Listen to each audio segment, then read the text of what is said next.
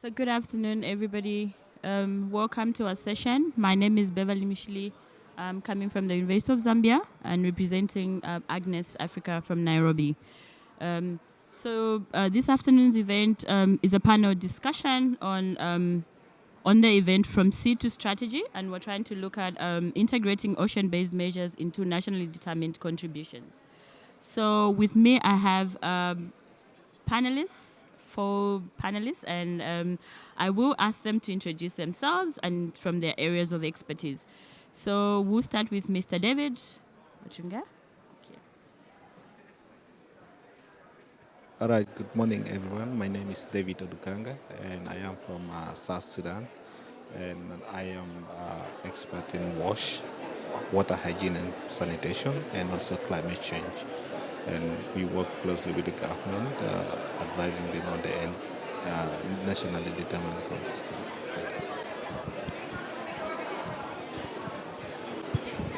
Yes, hello everyone. I am Sausan Al-Awadi from Egypt. I work at environmental science, environmental action and climate action for 12 years now, and I hold PhD in environmental science. I also specialized at climate policies and strategies. Thank you. Hi everyone, I hope you can hear me well. My name is Marine Lesser. I'm head of international policy at the Ocean and Climate Platform. We're based in Paris, France. And basically my work is to promote ocean-based solution and make sure the ocean is well integrated in the Biodiversity Convention, the CBD, and the Climate Convention, the UNFCCC. Good afternoon, colleagues. My name is David Olufemi Awolala. I'm from the African Group of Negotiators Expert Support in Nairobi. I have background in environmental economics, and most of my research work has been around people, environment, agriculture, and food security. But then at the African Group of Negotiators, I serve as the Director of Climate Policy Center, and it's nice to be here to talk about how we can integrate ocean-based measures into NDC. Nice to meet you all. Okay. So thank you to all the panelists. So Jenny, just to give you an opening remark, basically what we're looking at is, if we look at the global stake, I think there's been an highlight in terms of the importance of including ocean-based strategies in policies, where we need to showcase the ecosystem-based adaptation, including the ocean-based, which, basically trying to reduce climate risks and providing the core benefits. So, of course, with the mandate of, for the parties, we need to develop our third generation nationally determined contributions. And this presents an opportunity to guide the parties on integrating these strategies. So, from the round of panelists, I'll probably throw the question to Dr. Elawadi. Why are ocean-based strategies critical to addressing climate change?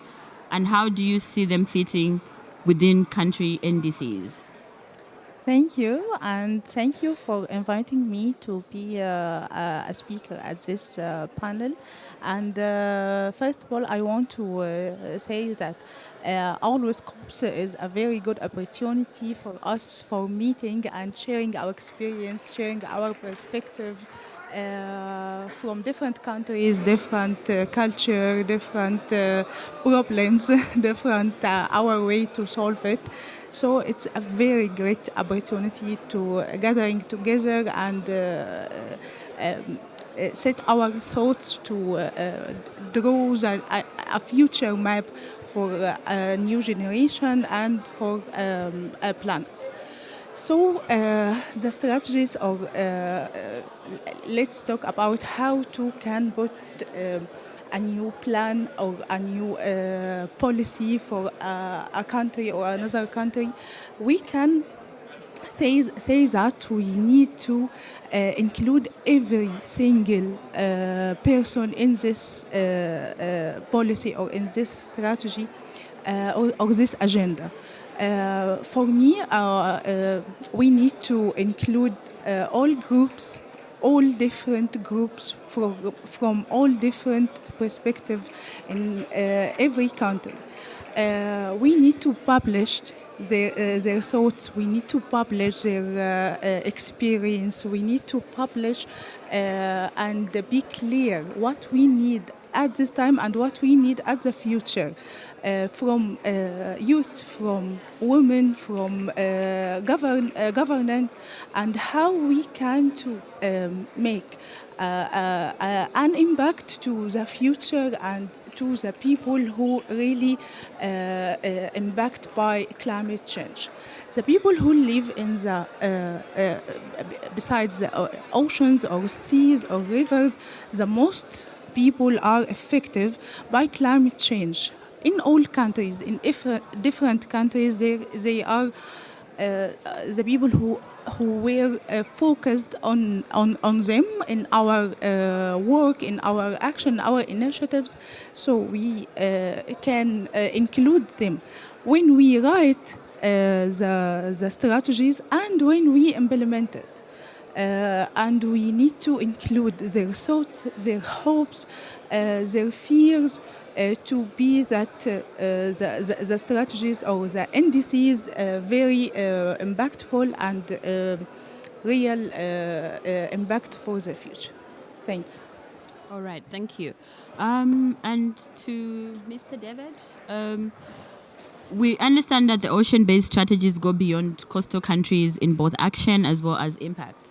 So what are some transboundary risks and actions that need to be taken into consideration, and what role do landlocked countries play, if any? Thank you very much. It's very nice and wonderful question to post here, especially coming from a locked country like South Sudan. When you look at the interconnectedness between eco and then climate change, and when you look also at what the COP is trying to bring together here, it becomes very important and very significant that we look at it from different perspectives. First of all, for example, the risk that includes climate change and eco diversity.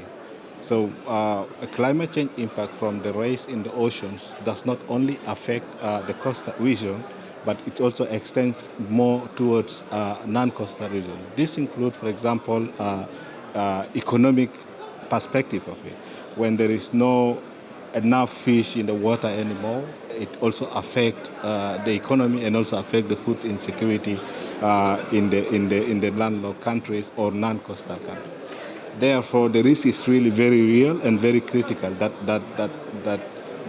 there must be a transboundary collaborations, bringing all those together, making our NDCs, even though we are from non-coastal countries, making our NDCs in such a way that we foster collaborations and then we foster working together.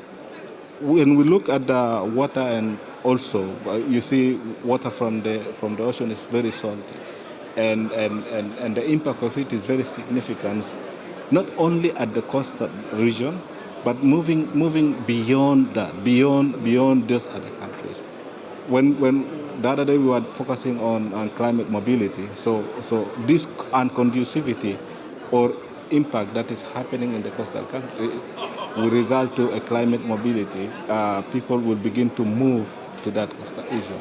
So what in terms of what needs to be done, it is very important that also we enhance our regional cooperation from the NDCs in the non-coastal countries to be able to participate in platforms to also bring together ideas on how we can incorporate those lessons learned. For example, as a party, I sit in negotiations for South Sudan, for example, and when the coastal countries are bringing their articles, I play a significant role of either accepting to that article or rejecting it. So the fact that you don't understand what is going on with your neighbor, it is very difficult for you to also make sense out of what they are bringing. So this collaboration is really very important, I would say so, and we will have more to discuss also. All right, thank you, Mr. David. So we do also understand that if we have to create and implement the NDCs, we require a collaborative approach. And so the question to Dr. Elawadi, what role do local coastal communities and other stakeholders play, and what are the best practices in engaging them?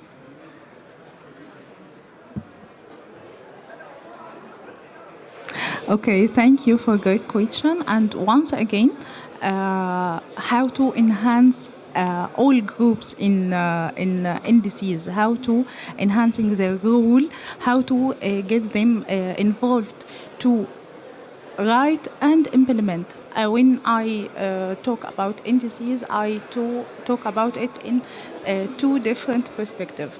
How to write it and how to create it, how to improve it, and how to implement it in the real life. So when we are talking about, I am from Egypt and I work in Saudi Arabia, so it's two different countries and two different culture, two different governance, but same problem, same way to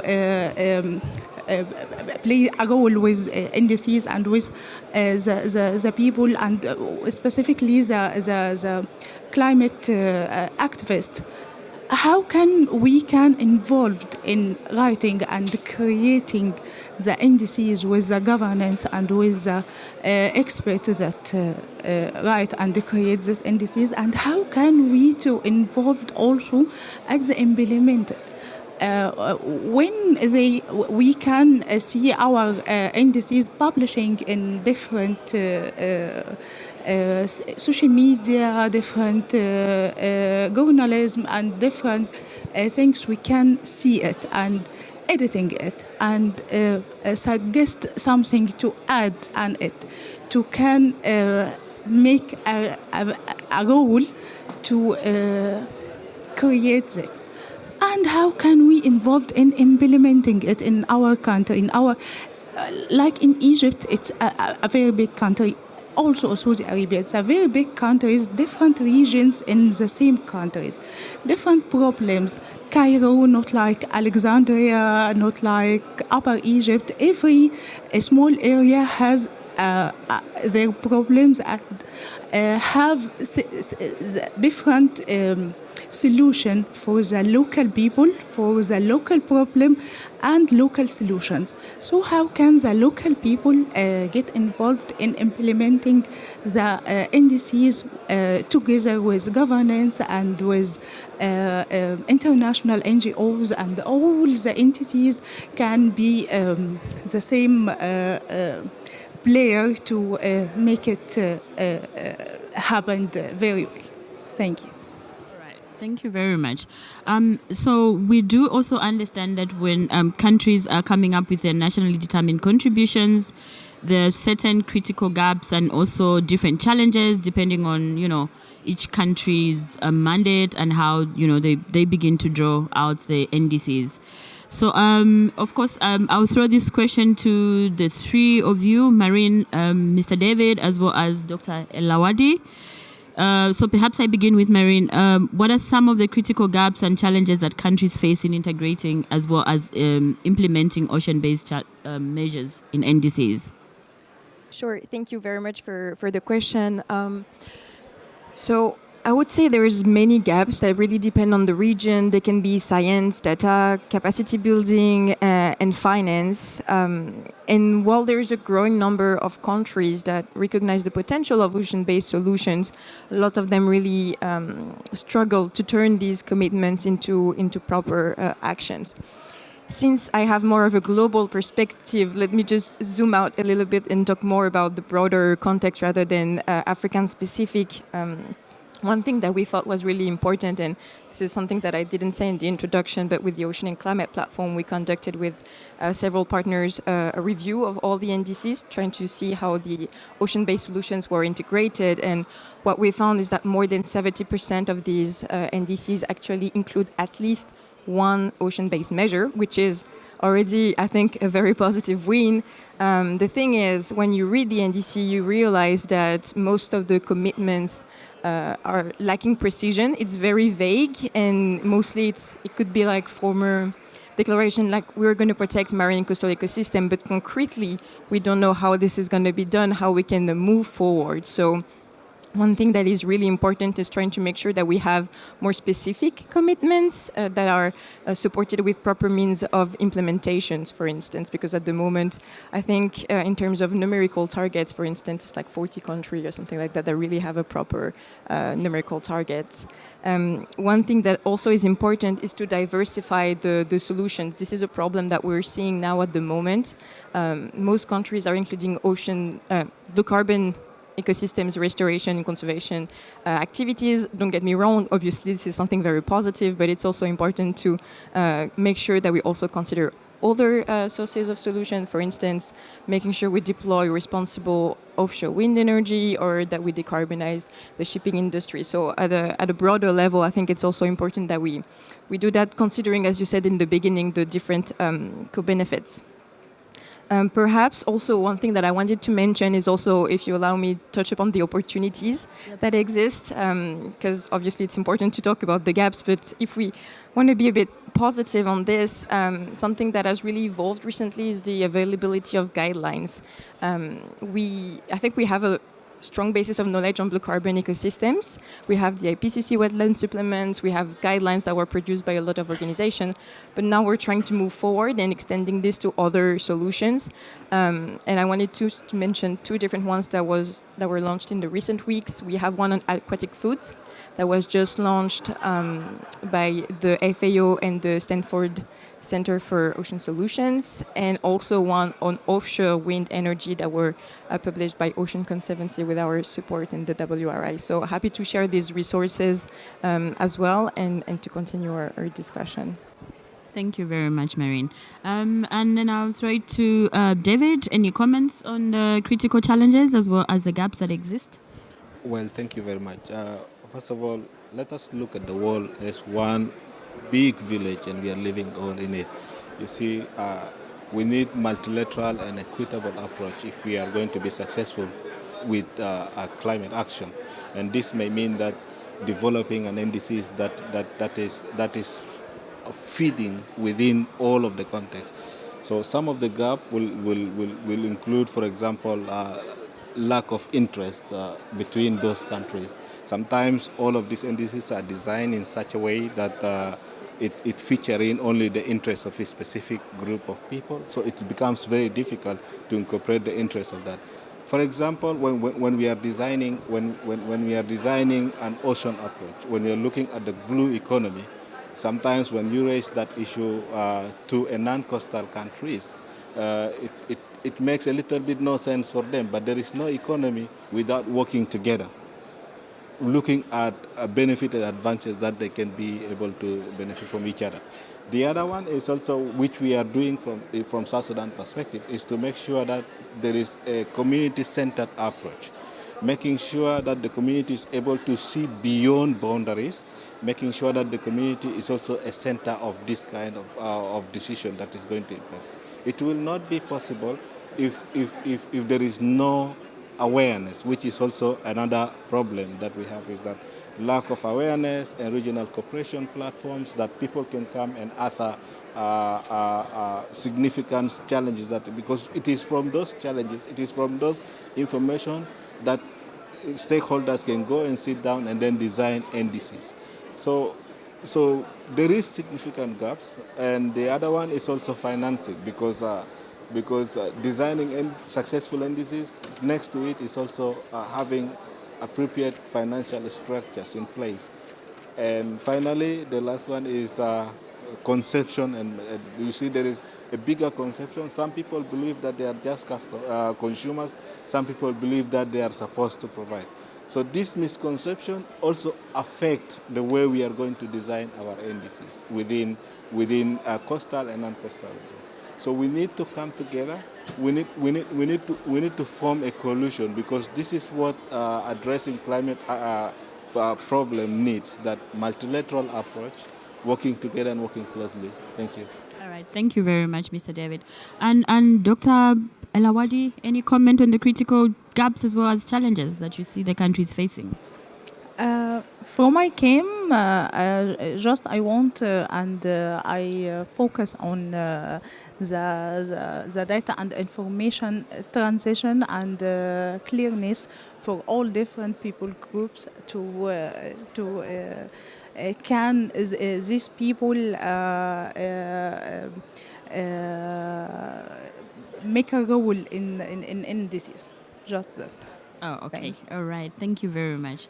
And of course, Marine, you touched on a number of opportunities that are available to, basically overcome the challenges in implementation of the ocean-based measures within each country NDC.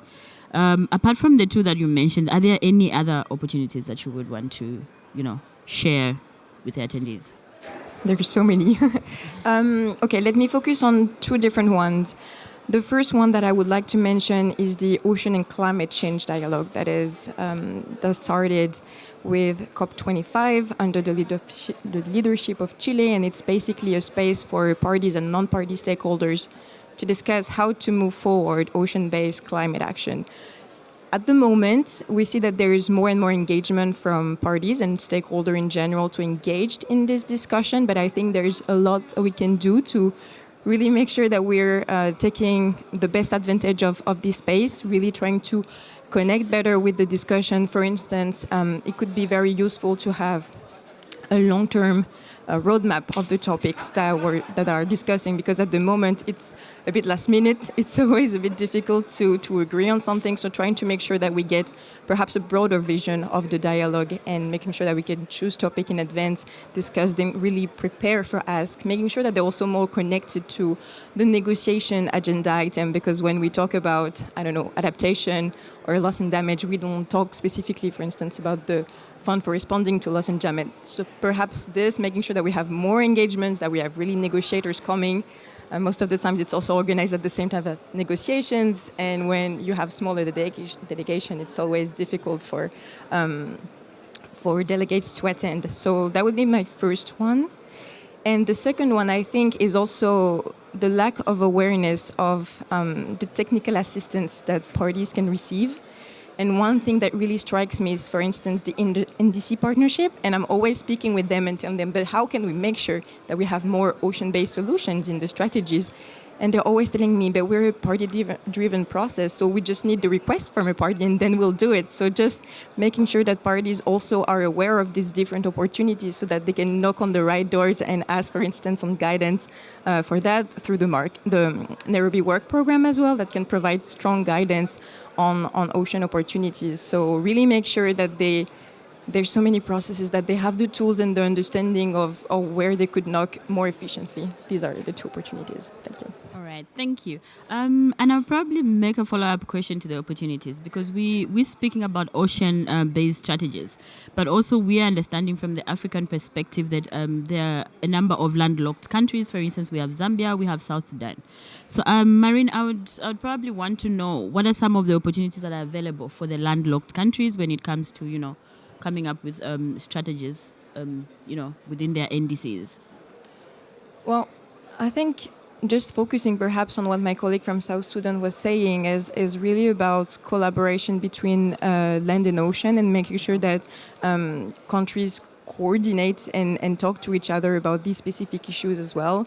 I mean, I'm an ocean person, so I'm not going to talk about all other topics, but technically, for instance, the Ocean and Climate Change Dialogue could be a space for countries to discuss these issues. For instance, last year, we talked about fisheries and food security. As you were saying, I think landlocked countries are also very much impacted by this discussion. So making sure that they feel like it is an opportunity for them to also be engaged in the discussion, I think would be very, very important.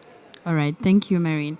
So just to turn to Dr. Aulala, perhaps you would give us your views. Of course, the other panelists have discussed the various challenges as well as the critical, gaps.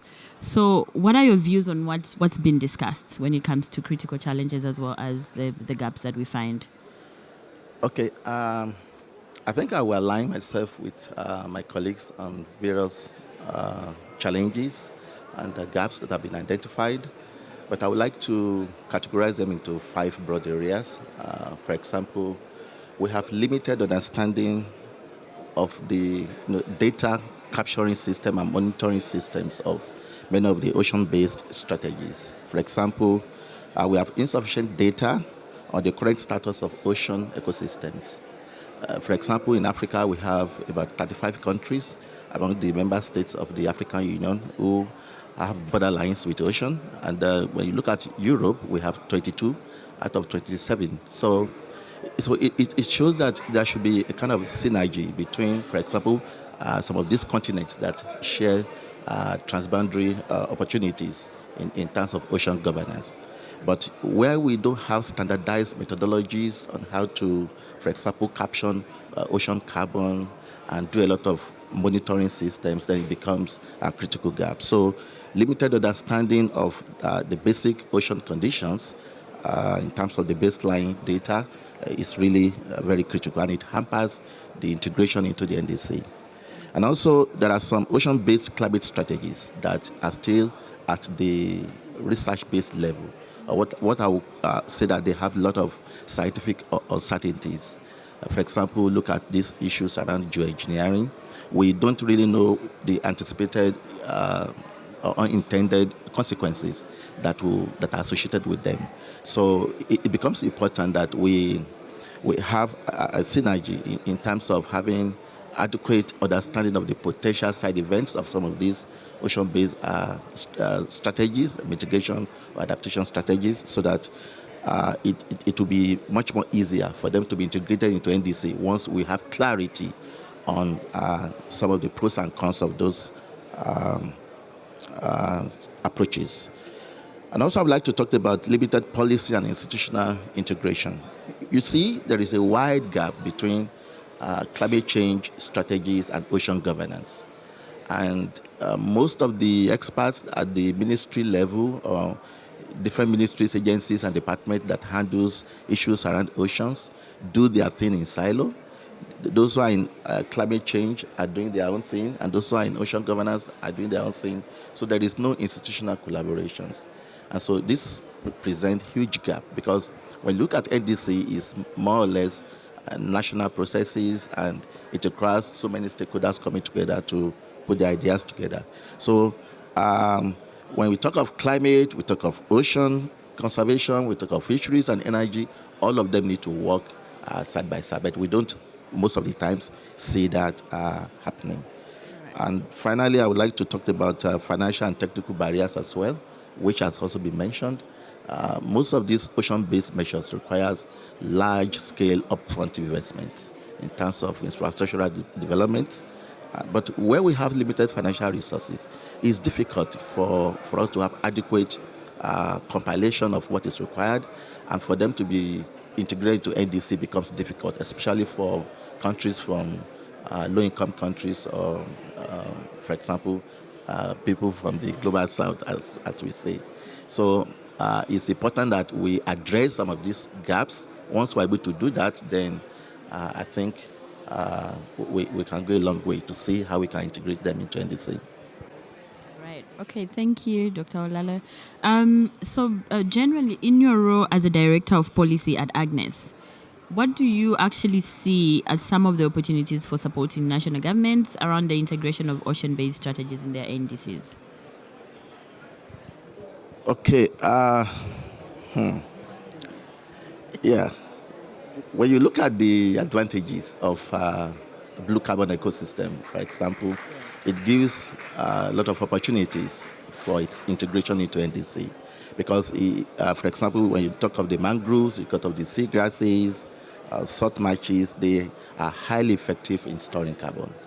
And so if we capitalize on that opportunity of carbon sequestration, then when we put in a lot of funding into its development, then it becomes opportunity for them to be integrated into NDC, because the focus of NDC, for example, is to contribute to commitments of countries to reduce global emissions. And so when you have opportunity with blue carbon ecosystem, then that can easily find its way in.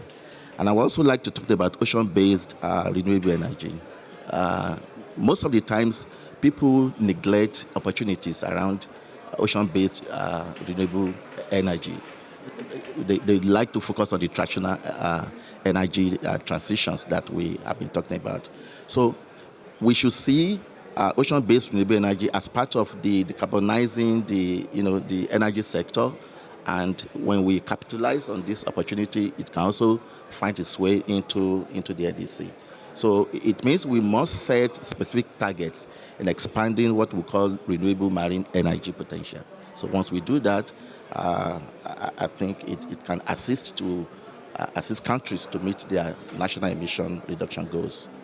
Then I would also like to talk about improving our commitment in expanding marine protection areas, because we have the marine biodiversity itself, and we also have the marine protected area as well. So if we make attempt to expand our commitments within the marine protection area, it can also contribute to opportunities to expand carbon sequestration and also support free stocks or the entire blue economy. And finally, there is this issue of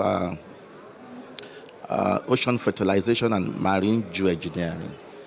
There is need for more research, more funding coming into research opportunities around this to understand in the near term or in the long term what are likely side effects, what are likely impacts on livelihood, on the environment, even on the atmosphere, so that once we have adequate information, they will be able to generate metrics and indicators for us to be able to measure progress with time. And so it also creates another avenue for us to put them back into our NDC. All right. Thank you, Dr. David. So I think we've heard a lot about the different ocean-based measures. We've also heard about the critical gaps as well as the challenges. However, none of these actually can be actioned without finance. So generally we see that finance is a big thing, and obviously at the COP, we would want to know how, the financing landscape would move into looking at, the ocean-based strategies. So Lisa, would you please come in on this? What are the opportunities that you see for channeling, finance to achieve and implement the ocean-based strategies? I mean marine, sorry. Yeah, I got confused, sorry. Yeah. Do you mind if I just build on what our colleague said just before? That's perfectly okay. Okay, thank you so much. I just wanted to say, because you were mentioning the alignment between mitigation and adaptation and the importance of considering the two together, I think it's also important to think about the broader context and aligning also with biodiversity, conservation, and sustainable use. At the platform, we are big nerds of synergies. This is something that is very dear to our hearts, and I think aligning also NDCs, NAPs, and their biodiversity counterpart, the NBSAPs, are very important, and the ocean can really act as a blue thread between the two. We actually published a paper on the topic, so I invite you to check it. It's called Blue Thread, and there's different entry points for that. So I think this is really important, and this is also where the discussion on geoengineering can fit, because it's all about having climate smart and nature positive strategies, and that's why I like that you mentioned environmental impacts about that. So thank you for that. That was just a parenthesis, but yeah, on the finance point precisely. So I think there's two different opportunities to make sure that we have ocean-based solutions and NDCs that are well-founded. The first one is unlocking international support. I mean, we all know that we're here negotiating a new finance goal that is supposed to be commensurate with the goals and the provisions of the Paris Agreement. But the negotiations for now, as we all know, are quite stuck on what should be the amount, who should contribute, and who should benefit. And the process, even though it started a bit more than 2 years ago now, we didn't really delve into the question of like how it's going to go for the ocean, for nature. And of course, don't get me wrong, it's not a matter of prioritization. I think it's more about the discussion being at the very macro level. But still, ultimately, we need to know how this will benefit the ocean and how we can get more finance to flow into ocean-based solutions. So for that, I think we need a lot more of clarification. And one thing that I think is the entry point for that is technically developing country expressing their needs and their priorities into their national climate plans and strategies, so specifically the NDCs and NAPs. So really framing this as having ocean-based measures and targets that are really quantified, that are very clear, that gives a strong direction for international support. We also published a policy brief on that. It's called Unlocking Ocean Finance for Climate Action. Also happy to share this with you. And this brings me to the second part that I wanted to make is attracting private investments. This is the second part of the discussion, but it's also two sides of the same coin, having international support and private sector support. And I think it's basically the same process. It's also making sure that the NDCs can act as roadmap and be very clear, making sure that the NDCs are, as we like to say, investable, right? So having clear quantified target can be very helpful for that. I think also governments have a role to play in terms of creating the enabling conditions, so creating the regulatory framework. This is such a hard word to say for a French person. Regulatory framework to make sure that we have proper investment. So there's more about that on the brief that we published, but I think really these two elements are very important and can both be addressed through the NDCs. Thank you, Marine.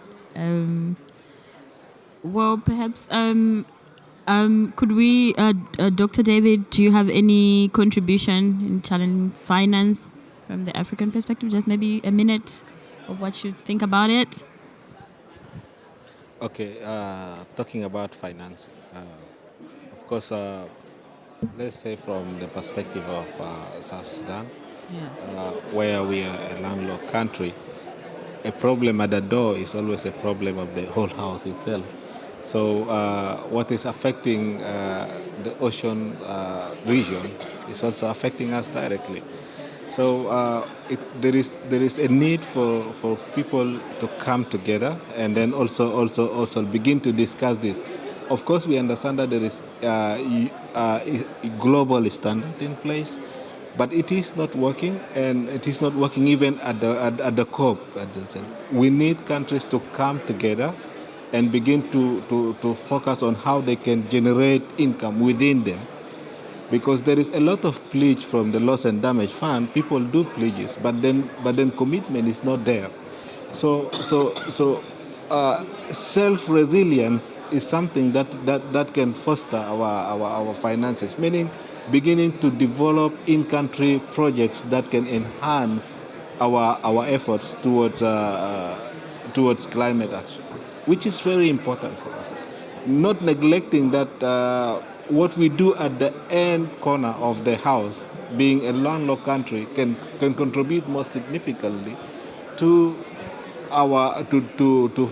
ensuring that there is sport, that we can be able to import and export our items to the global market, and then also looking at yes, we are talking about finance, but looking at the geopolitical aspect of it also, because this also can impact how our finance is going to look like. When you're talking from a conflict-affected countries or global south, generally, there is instability, and most of this instability is going to affect how our finance would look like, because we have issues in the house. We are not able to focus on other issues. Thank you. Thank you very much. So to Dr. Haulala, I would also want you to, basically give us your reflections on the financing opportunities, for integration, action, as well as, implementation of the ocean-based measures. I will categorize my key takeaways into three for bringing finance into the ocean space for NDC implementation. The first one is about readiness. Then the second one is advocacy. And the third one is engagement. Why do I say so? When we talk about ocean-based solutions as transboundary, and so if we tread along that line, looking at a lot of multilateral partnerships, national partnerships within the continent, or outside the continent, it creates opportunities. I just talked about Africa and Europe, for example. When you look at Africa and EU, they have around 20,000 kilometer borderline of ocean. And so it means they can form a kind of an alliance. So why can't we advocate for ocean-based finance? If we talk about climate finance so often, what is wrong in talking about ocean-based finance? So it is high time at every high-level events, side events, plenary sessions, we should keep on advocating for ocean-based finance. And also, countries must make sure that they align their ocean-based solutions and strategies with the NDC, because it's important. For example, when you want to write, proposals maybe for GCF or adaptation or JEF, for example, it's important that you align your solutions towards climate action. So once you do that, then it creates opportunity. Then also, I'm aware that there is this CBD, which is Convention on Biological Diversity. If we strengthen that convention, when various parties to that convention are instrumentalized or are being, what's the word now? Are being encouraged to live up to their commitment, that you can create a lot of opportunities. And finally, I also talked about public-private partnership. We have so many institutions, so many organizations or businesses across the world that are ocean-based. And so some of these ocean-based industries can also be brought into the conversation to create a kind of a portfolio for ocean-based finance. So these are my reflections. Thank you, Dr. David. So to the audience, and I think we've had a number of challenges. We've had the critical gaps that are there in terms of ocean-based strategies, and we also come to understand that much of it would work if there was collaborative approach in terms of the countries and also different regions and what their needs are. So I think we also understand that some countries like in Africa are landlocked, but obviously they also have to be part of the whole collaborative approach in coming up with the ocean-based strategies. So I'll probably at this point throw questions to the audience. Are there any questions for our panelists? I could pick 2-3 questions at a time. Okay, somebody to just help me pass the mic. So there's a lady here. Please tell us your name. Thank you very much. My name is Eugenia Barroca, and I'm the regional representative for Europe and Lusophonia of Sustainable Ocean Alliance. So SUA is an NGO that empowers young ocean leaders all over the world.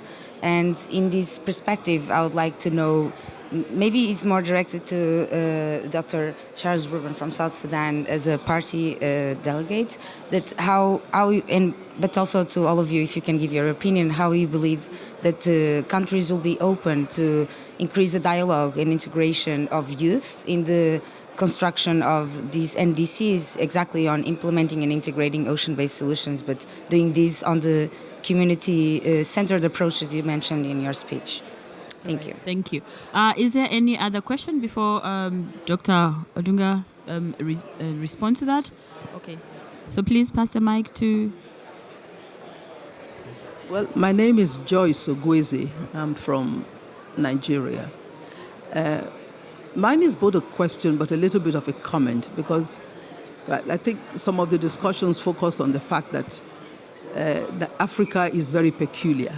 The needs are pretty different from the north to the south, the east to the west, both the impacted states and the non-impacted. And I'm just thinking about the indicators that you've talked around, and the fact that they inform the establishment of certain, measures for addressing those. And my worry is, to what extent, because I haven't seen the document, but to what extent have those indicators sufficiently sensitive to the peculiarity of the African context because of the obvious diversity that we'll see there? How are they so generic that they don't specifically address the African situation, or are they sufficiently inclusive? Because really, the potential is there, but there are also real challenges. And I felt I should just mention that. All right, thank you, Professor Joyce. Dr. David, I think you go ahead and respond to the first question.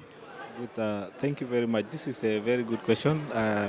We are having the same discussion tomorrow. The Green Zone, you'll be happy to come also and attend. You see, what we are trying to do is because when you're looking at the solution that could last from a sustainable aspect of it, 100 years from now, there is no way you will not engage the youth and the children and the young people. It is very important.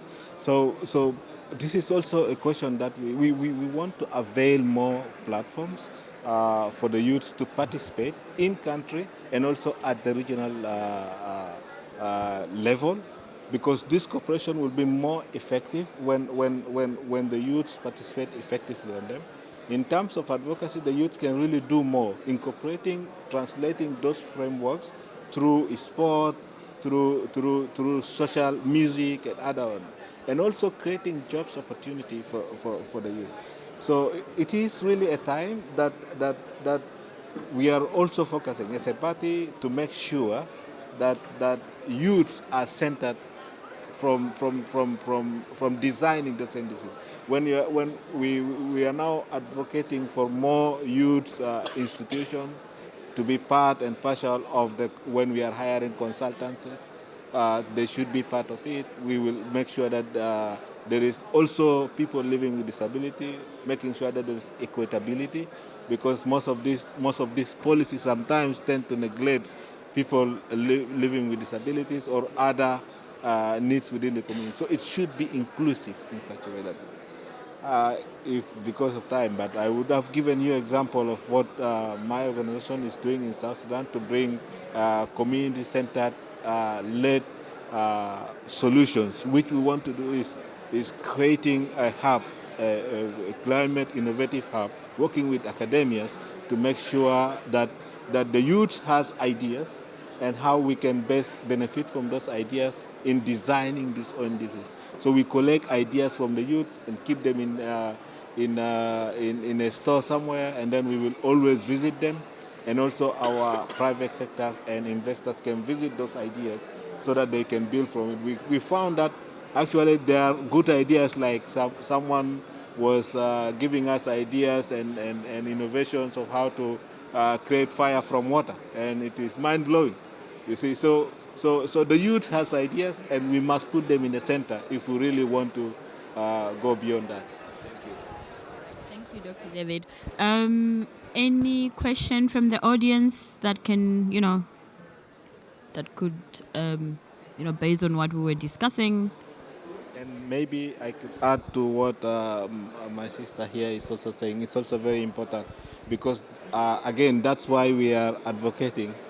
Instead of having a global standard, we can have equitable, like we come together with you and then understand what works best for us in our context. Then we can translate that into global standard could really work. Because, for example, when you are dealing with global South, you are looking for solution. And then when you are now dealing with Europe, you are solving solutions. Meaning now solutions were there in the first place, but now you are looking at what went wrong with the technologies we have. But that is not the same in Africa. So that is creating a huge misunderstanding of all of the articles at COP, and COP is becoming more bored because of that, because every country is looking like, no, I cannot accept the standard of Europe because for example, some countries are depending on fossil fuel. This is their source of income. But now you want to take them away from them, and they don't have infrastructure. They don't have energy in place, for example.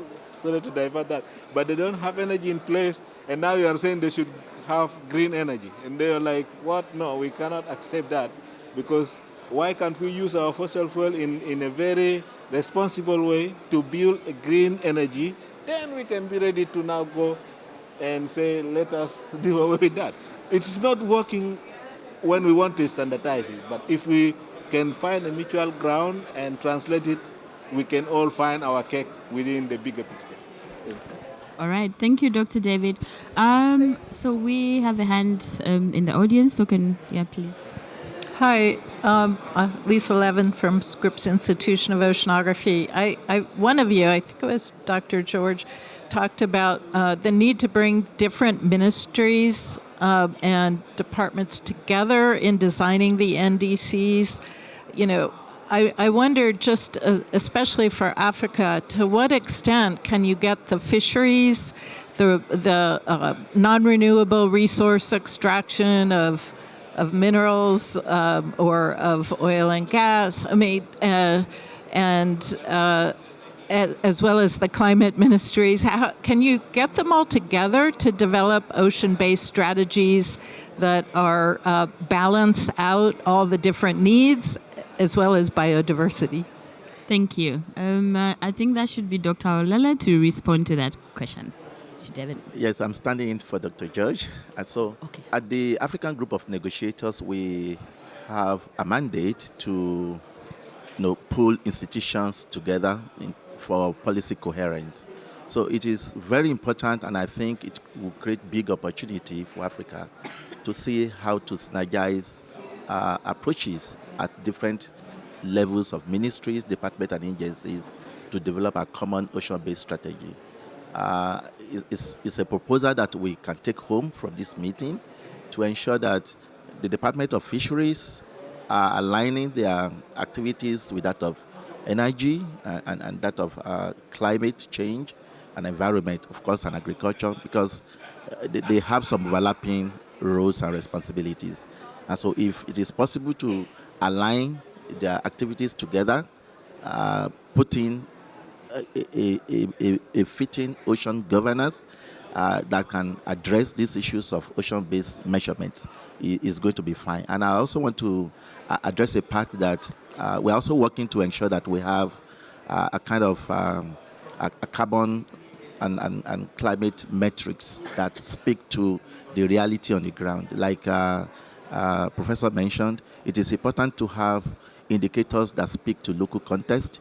And if we don't involve different ministries and agencies together to jointly develop what can be a harmonized indicators, it will be difficult for us to track the intensity of impacts of climate change on oceans and also the benefits that can come from oceans. So we have that opportunity that we can leverage on. We have the network, and our mandate runs across the 55 member states of African Union.